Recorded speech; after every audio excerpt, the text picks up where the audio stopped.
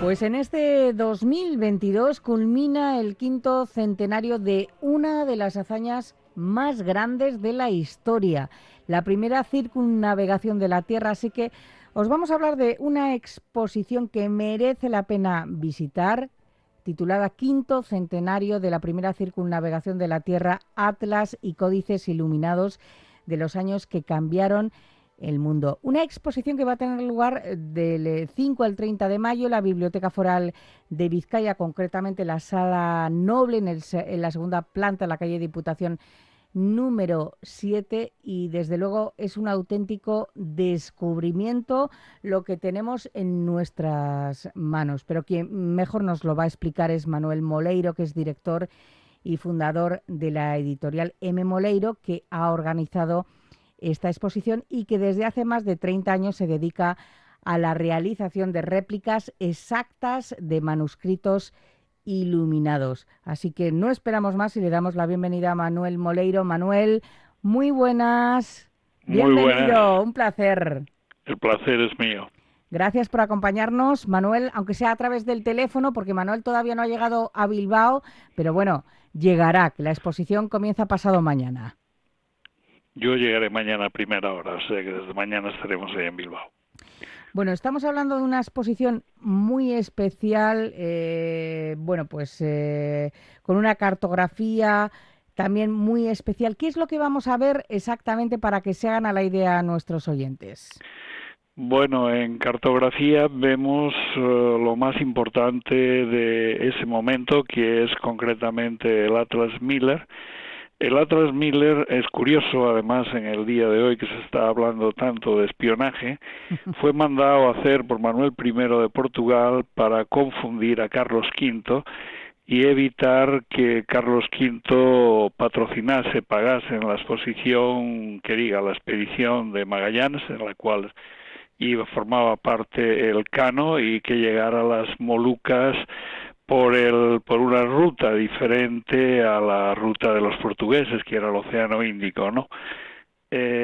¿Por qué tenían tanto interés en protegerlo? El interés estaba especialmente en que un kilo de clavo de olor en las Molucas se multiplicaba por 10.000 cuando llegaba a Sevilla o llegaba a Lisboa, ¿no? Una buena prueba de la importancia del comercio de las especies está yendo a Portugal y ver los Jerónimos o ver la Torre de Belén, que se pagó precisamente con las especias, ¿no? Bueno, con el dinero que hicieron con las especias. Uh-huh. Ahí está toda la cartografía de ese momento y también posterior, porque ahí está también el Atlas Valar, que es el Atlas donde aparece por primera vez Australia, un mapa que pintaron los portugueses que llegaron allí 250 años antes que Cook, ¿no? Está también, aparte de la cartografía, se encuentra, por ejemplo, el mapa de Cristóbal Colón, que es anterior. Se encuentran varios atlas posteriores, como el Atlas de Fernando Badourado y el Atlas Universal de Diego Homem. La cartografía portuguesa en ese momento era la cartografía más importante de todo el mundo, ¿no? Pero los atlas no surgen en un momento o como producto único, ¿no? Porque también están los libros de medicina, de botánica, de alquimia, libros de horas, libros bíblicos. Se aparece todo el contorno de la cultura en el momento del viaje de Magallanes y que terminó el Cano, ¿no? Exactamente, vamos a hacer un viaje muy especial, todos aquellos que visiten esta exposición, porque rememoraremos ese viaje que cambió la imagen del mundo, abrió una nueva etapa para la humanidad. Estamos hablando de una cartografía y de réplicas exactas de los manuscritos iluminados. ¿Qué eran exactamente los manuscritos iluminados, Manuel? Manuscritos iluminados eran manuscritos con pinturas que se realizaban en aquellos momentos para reyes, emperadores, para personas con muchísimo dinero, ¿no?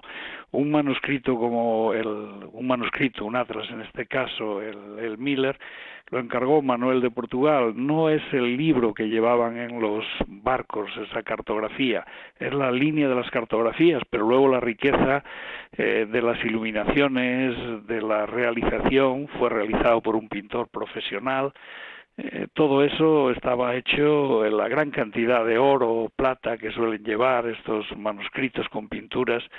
Bueno, solamente estaba al alcance de manos muy poderosas. De hecho, según el poder o la relevancia del rey que lo encarga, varía muchísimo la calidad de un manuscrito a otro o de un atlas, ¿no?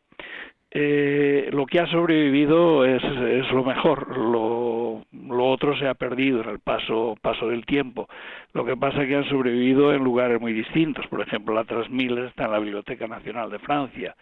El Atlas Ballard está en la Fundación Huntington, en San Marino, en California, ¿no?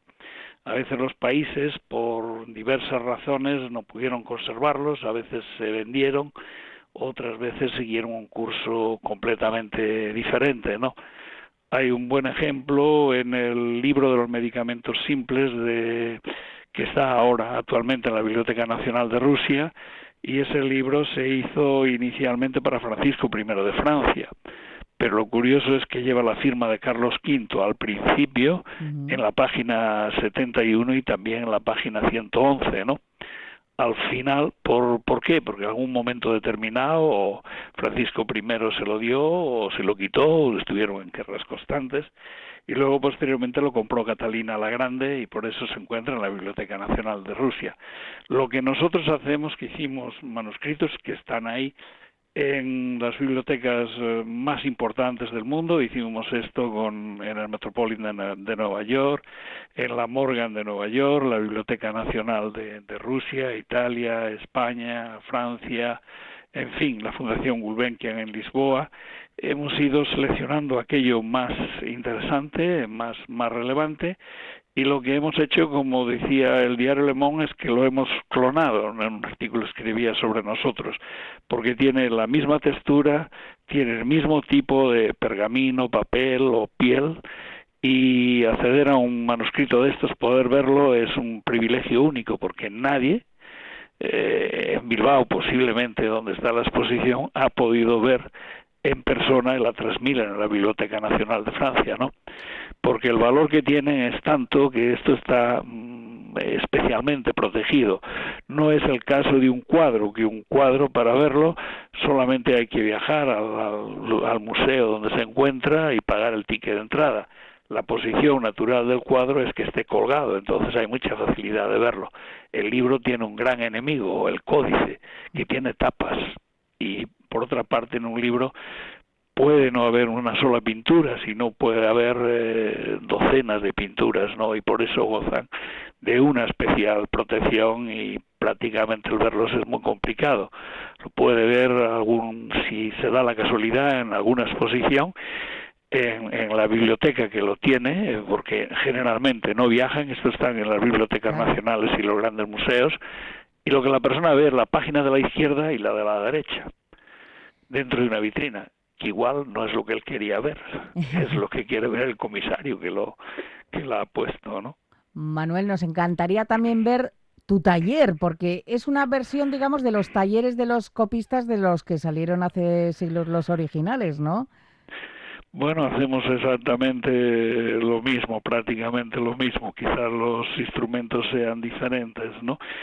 Pero a la hora de pintar sobre un pergamino, nosotros también hacemos como ellos, lo estucamos previamente, es decir, hacemos una preparación. Si no hubiera esa preparación previa, que era lo que hacía, por ejemplo, Miguel Ángel con los lienzos, o Caravaggio, o Velázquez, las pinturas penetrarían demasiado en el soporte, o sea, ya sea pergamino, ya sea tela, ya sea papel, y baja la intensidad del color. Esta característica de impresión es única y exclusiva de Moleiro, que creo que es muy importante de verlo. Esa es la razón, por ejemplo, que Times, en un artículo sobre nuestro trabajo, lo llamó el arte de la perfección, que luego yo se lo copié, ¿no? O que el diario Le Monde diga que lo nuestro no es un facsímil o una réplica, sino que es un clon del original, ¿no? Bueno, pues ¿cuál podría ser el proceso o cuál es el proceso de clonación, Manuel? Porque creo que clonar un códice lleva años de trabajo, que esto no se hace en unas horas, ¿no? No, lleva muchos años. Nosotros clonamos, por ejemplo, en Toledo la Biblia de San Luis. Son 4.887 pinturas diferentes y empleamos 6 años, ¿no? Pero San Luis, en ese momento, los talleres que se lo hicieron emplearon 12, o sea que le ganamos por goleada, ¿no? Lo primero que se hace es obtener el permiso de la institución propietaria del manuscrito, del códice del Atlas, y a continuación se comienza digitalizando las páginas una a una, y luego hay que ir sacando pruebas una tras otra hasta que se consigue y esas pruebas imprimirlas sobre un soporte que tenga el mismo tacto, que tenga el mismo carteo, que tenga todas las características que tiene el original, ya sea papel, ya sea pergamino o cualquier otro, y a continuación, hechas esas pruebas, compararlas con el original una vez, 2 veces o todas las veces que sean necesarias. Nosotros concretamente comparamos esa prueba con el original en donde esté, ¿no? Pues eso se puede hacer en Londres, se puede hacer en la biblioteca que lo tenga, porque ninguna biblioteca de estas deja llevarse el original al taller, ¿sabe? Y al ponerlo al lado y ver con una luz perfecta, la luz del mediodía, que es a 5.000 grados Kelvin, en una mesa de luz, que sea imposible diferenciar visualmente el original de la prueba, es cuando lo damos por bueno, ¿no? Ujú. Bueno, además los materiales con los que se hacen estas clonaciones son muy especiales, incluso las pieles las traéis de Asia, ¿no?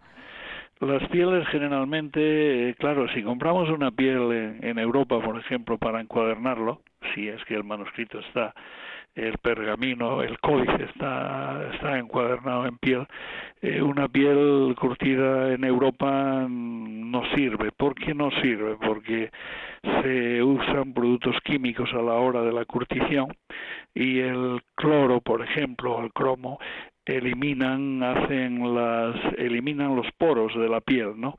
Eso la endurece, la convierte, le da un aspecto practicoso, y grabar, repujar, labrar esa piel es complicado, y por otra parte son resultados que no se mantienen porque tiende a escupir digamos el grabado, ¿no? Entonces la piel, si es curtida de modo natural, esto hay que buscarlo en Asia, hay que buscarlo en África, hay que buscarlo en países pobres donde la curtición es todavía con productos vegetales, con cortezas, y hacerse con ella. La diferencia que hay es enorme. Un libro encuadernado en una piel curtida de modo natural, pues dentro de 500 años estará exactamente igual, si no sufrió agresiones fuera del uso normal, ¿no?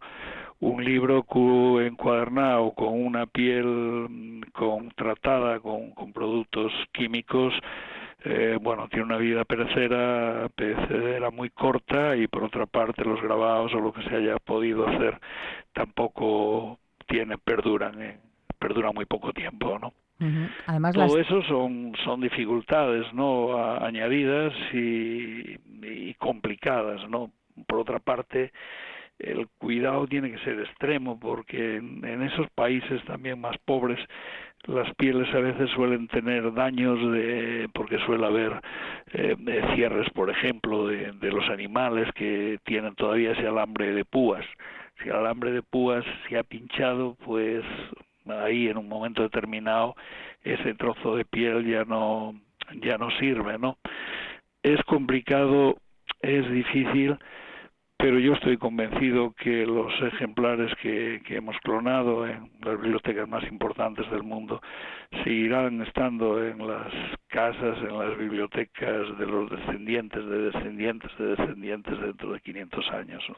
Qué maravilla. Bueno, y luego no hemos hablado de los tintes, porque, claro, no se utilizan tintes industriales, ¿no? Sino que es un proceso también artesanal el que se Sí, realiza. hay que buscar todo lo que se aproxime al original para conseguir precisamente la nitidez esa de los colores, ¿no?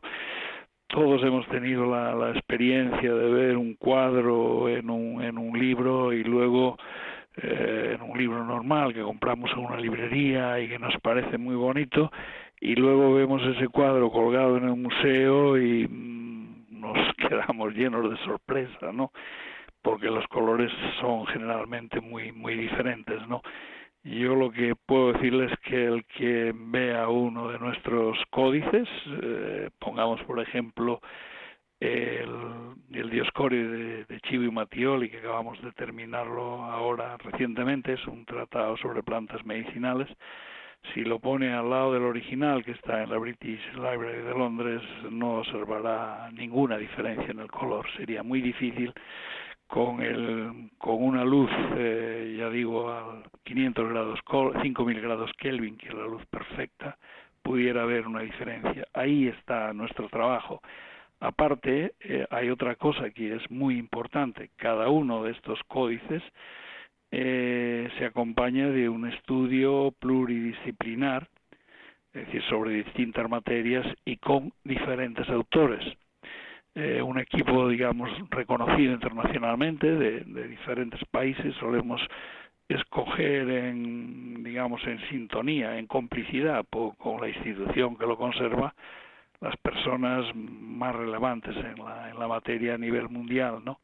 Y todo eso lo publicamos en inglés, en francés, en español, en algunos casos también en italiano y portugués, de modo que es una aportación enorme a la cultura, y para la institución que conserva el original le hacemos también un gran favor, puesto que ese original no desaparecerá nunca, porque nosotros de cada manuscrito hacemos 987 copias que son certificadas notarialmente, de modo que aunque ocurriera cualquier desgracia, que por fortuna ahora no suelen ocurrir, pero no hace muchos años todavía se quemó una biblioteca en Alemania, ¿no? Y lo que está pasando ahora, por ejemplo, en Ucrania, en la Segunda Guerra Mundial, en Alemania desaparecieron multitud de códices, multitud de mapas, concretamente uno de los mapas de los Reiner. Los Reiner fueron los cartógrafos que prepararon los mapas para Magallanes, para la expedición de Magallanes Elcano, y ese era propiedad del ejército alemán y en los bombardeos de los aliados desapareció, ¿no? ¿Hay algún porqué para que sean 987 ejemplares las copias? Sí, hay un porqué importante, ¿no? El 7 es la perfección, ¿no? Cuando le preguntaron a Cristo cuántas veces debes perdonar a tu hermano, dice 70 veces 7, ¿no? 7 son los días de la semana, 7 son los días de la creación, y 7 es incluso la perfección del mal. Cuando vemos el Apocalipsis, la bestia tiene 7 cabezas, 7 son los pecados capitales, en fin, hay muchas razones. El hecho de que sean 1000 es que sea también una tirada muy limitada, y de modo que el valor de estos manuscritos, de quien tenga un original, sí, porque este es un nuevo original de uno de Por estas supuesto. obras, tendrá un valor para siempre, de ahora y dentro de 500 años, pues muchísimo más, por supuesto. Por supuesto. Manuel, a través del 688-854-852, que es nuestro WhatsApp de aquí de Onda Vasca, nos dice Antonio, concretamente desde Beasain, dice, viendo el trabajo que hay detrás de cada uno de estos proyectos, dice, supongo que los precios de los mismos serán muy elevados. No, Lógicamente. bueno, no, para nada, yo no diría eso, hay de todo, por supuesto. El pergamino Bindel, que son unas poesías que se hicieron, son las primeras poesías en gallego, escritas en Vigo, y son también las primeras poesías musicadas de toda Europa, ¿no? Están ahora actualmente en la Morgan de Nueva York. Nosotros clonamos esas páginas, ese pergamino, y bueno, cuesta menos de 500 euros, ¿no? Ah, bueno. Hay un camino largo, puede ir desde 500, un poco menos de 500, hasta los 20 o 22.000 por ahí. Hay un camino muy diverso, hay libros de 1000, 2000, 3000, en fin, y mucho menos, ¿no? Claro, depende también en el momento en que la persona compra, la persona o la institución o quien sea compra un ejemplar. Si compra un ejemplar al principio, cuando tenemos los 987, le resulta muchísimo más barato que si lo compra al final. Claro. Porque normalmente el precio suele multiplicarse por 6, 7, incluso más, ¿no? Esa es Lógico. la realidad, pero esas condiciones las pone la disponibilidad, ¿me entiendes? No, si las pone el mercado, las ponen, yo siempre le aconsejo a la persona que compre un manuscrito que lo haga. Bueno, Cuanto que más cerca del principio, mejor, pero claro. hay una cosa que es muy importante, todo lo que ha editado Moleiro hasta ahora se ha agotado. Eso no quiere decir que lo que haga mañana no se agote, ¿no? Pero hasta ahora todo lo que hemos clonado, todo lo que hemos... Estoy segurísima porque, bueno, yo he tenido la oportunidad de ver en papel la labor de Manuel Moleiro y es impresionante. Ahora vamos a tener la oportunidad de verla en esta exposición. Recordamos que cada edición es única e irrepetible, que también hemos visto algo del trabajo de Manuel Moleiro. Manuel, en series de televisión, por ejemplo, en Isabel, ¿no? Hay un Ah, códice sí, sí, sí. que aparece, o sea que igual hemos visto tu trabajo en otros sitios a los que, bueno, pues no nos imaginábamos, ¿no? Bueno, en la serie de Isabel concretamente, allí juran sobre la Biblia de San Luis, en Toledo, los castellanos, digamos los nobles, que le juran fidelidad, y sale en muchísimos sitios, ¿no? Pero es que yo he clonado el breviario de Isabel la Católica, que es el breviario más importante, más ampuloso que se hizo para un monarca en Europa. Ya digo que la importancia de los reyes o de los patrocinadores marcaba unas grandes diferencias, ¿no? Es tal también el respeto que Isabel tenía por ese breviario, que cuenta con lo mejor de los pintores de Flandes de aquel momento, que en ese breviario lleva una dedicatoria, y en esa dedicatoria Isabel recibe el trato de divina, a la divina Isabel, reina de las Españas y de Sicilia. Es curioso que una reina tan católica, que estuvieron a punto de canonizarla, ¿no? Reciba un trato de divina, más propio de los emperadores romanos, ¿no? Eso quiere, y no aparece en ningún otro documento, no aparece en ningún otro documento relacionado con Isabel. Yo creo que fue precisamente porque era una obra tan excepcional y le tenía tanto cariño y afecto, que quizás por eso lo permitió. Desgraciadamente ya no se conserva en España, se conserva en la Biblioteca Nacional de Londres. Fue una de esas cosas que le han ocurrido a muchos de estos manuscritos cuando fue el saqueo del Escorial por los franceses en la guerra de la invasión francesa de 1800, ¿no? Se lo llevaron, y se lo llevó quizás algún general de menor relevancia, porque Napoleón se llevó manuscritos, se llevó cuadros, se llevó de todo, de casi todos los países que invadió, pero esos iban a la biblioteca imperial, y este en cambio se vendió en el Londres en el año 1851. Su importancia es tal que si fuera a las manos de Napoleón no estaría en la biblioteca de Londres, ¿no? Manuel, tenemos poquito tiempo. Sí queremos recordar a nuestros oyentes, porque merece la pena visitar esta exposición, que también el Archivo Histórico Foral de Vizcaya, en María Díaz de Haro 11, va a acoger a raíz de esta exposición 2 conferencias. La primera tendrá lugar como acto inaugural el 5 de mayo a las 7 de la tarde, el Atlas Miller y el viaje de Magallanes Elcano, maratón entre diplomacia y espionaje, que correrá a cargo de Manuel Lucena Giraldo, historiador e investigador del Consejo Superior de Investigaciones Científicas. Y la segunda, el 19 de mayo a las 7, Elcano eta Iyurraren Itzulia, Elcano y la primera vuelta al mundo, y la pronunciará Francisco Borja Guinagalde, director del Archivo Histórico de Euskadi. Desde luego es una auténtica maravilla este trabajo que nos muestras, Manuel, estas obras tan cuidadas que, lo dicho, los hacían los miniaturistas y tú te has convertido en uno de ellos con esos pigmentos tan costosos y en los que no hemos dicho se ve, bueno, pues cómo era la vida de aquella época, ¿no? Cómo vestían, cómo vivían, dónde comían, ¿no? Dónde se movían, porque era la fotografía de la época, ¿no? Es Exacto. maravilloso ver exactamente, claro, yo lo estoy viendo en papel y es cómodo, ¿no? Verlo así, pero es una auténtica obra de arte. Era la fotografía de ese momento y la buena prueba de ello es que mis libros aparecen en otras muchas series y televisiones, ¿no? Por ejemplo, en El nombre de la rosa, Ah, ahí tenemos el Beato de Fernando y Doña Sancha, hecho en León en el año 1041, y también tenemos el Beato de Liébana, Códice de Santo Domingo de Silos, que también por obra y gracia de Napoleón Bonaparte, del hermano de Napoleón Bonaparte, que él mismo se lo llevó y se lo vendió directamente al British Museum, ¿no?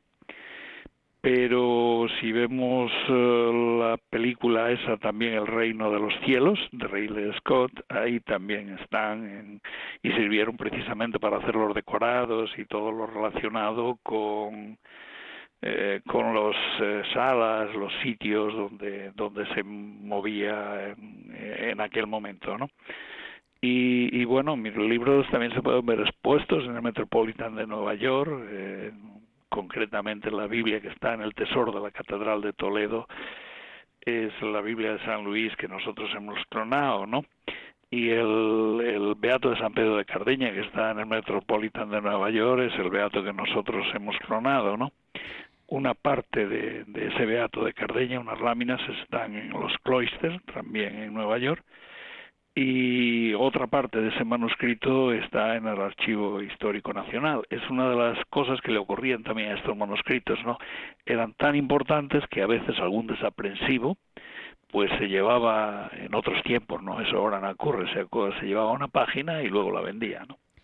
pues no nos la podemos Cosas que ocurrían, ¿no? perder esta exposición. Ahora tenemos la oportunidad de ver, bueno, pues parte de ese trabajo de Manuel Moleiro, que es director y fundador de esta editorial que ha organizado la exposición sobre el quinto centenario de la primera circunnavegación de la Tierra. En la Biblioteca Foral de Vizcaya, la Sala Noble, la segunda planta, desde el 5 hasta el 30 de mayo. Manuel, ha sido un auténtico placer y enhorabuena, por supuesto, por este trabajo. Muchísimas gracias. Será un placer para el que vaya, porque será como si va a Londres, a la Biblioteca de Londres, si va a la Biblioteca de Rusia, si va a la Biblioteca de Portugal, si va a la Fundación Huntington San Marino, California, si va a la Morgan o va al Metropolitan, verá un trocito de cada, bueno, un tesoro de cada una de esas instituciones estará expuesto así, es decir, que yendo a la biblioteca foral, mire, se ahorra un montón de dinero y de viajes Lo a un haremos, montón de bibliotecas. lo haremos. Muchísimas gracias, Manuel. Un placer. Gracias a Igualmente, ustedes. agur.